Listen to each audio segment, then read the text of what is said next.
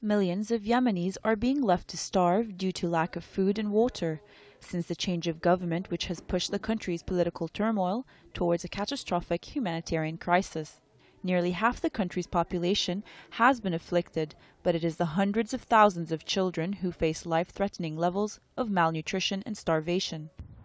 At the Al-Sabeen Hospital For Motherhood, Childhood and Gynecology, a mother talks about her son's condition, which has stabilized in recent days.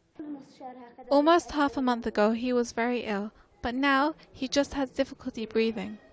According to the heads of the children's department at the hospital, Dr. Riyadh Mansour, the situation is now reaching its breaking point. Now we have an average rate of 1 or 2 cases per day of severe malnutrition. We classify this as severe malnutrition. And what doctors here describe as mild malnutrition, which is highly prevalent in Yemen, and we do not consider it as a case requiring hospitalization. Severe malnutrition is like the case you just saw. She is 1.5 years old, but weighing only 4.5 kilograms. The International Committee of the Red Cross on Wednesday called for a pause in fighting so that they could gain access to deliver humanitarian aid to the needy.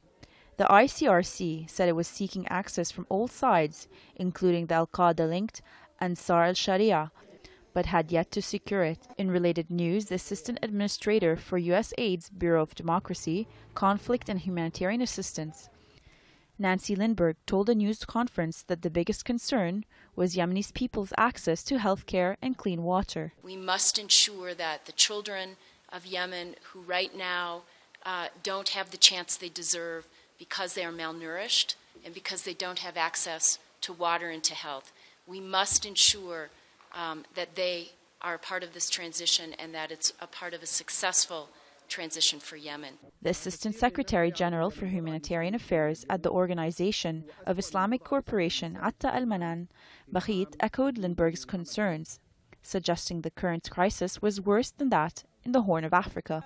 The hunger issue in Yemen is tied to the political crisis in the country that is currently undergoing a transition to democracy and fighting a war against insurgents in the south. Yemeni political leaders plan to meet prominent secessionists later this month in Cairo to prepare for a national dialogue scheduled for August.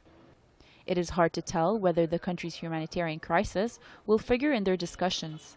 Gulf Arab states and the West have pledged more than $4 billion in aid to the impoverished state last month, of which $3.25 billion was provided by Saudi Arabia alone.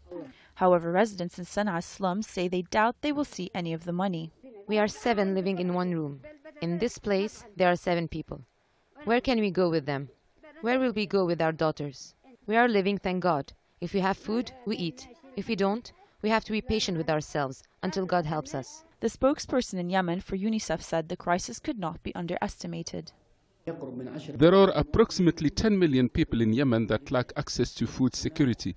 There is also nearly 1 million Yemeni children suffering from chronic malnutrition, which will result in stunted growth and weight loss, as well as approximately 276,000 Yemeni children under the age of 5 suffering from acute malnutrition. Nadimain, العربية.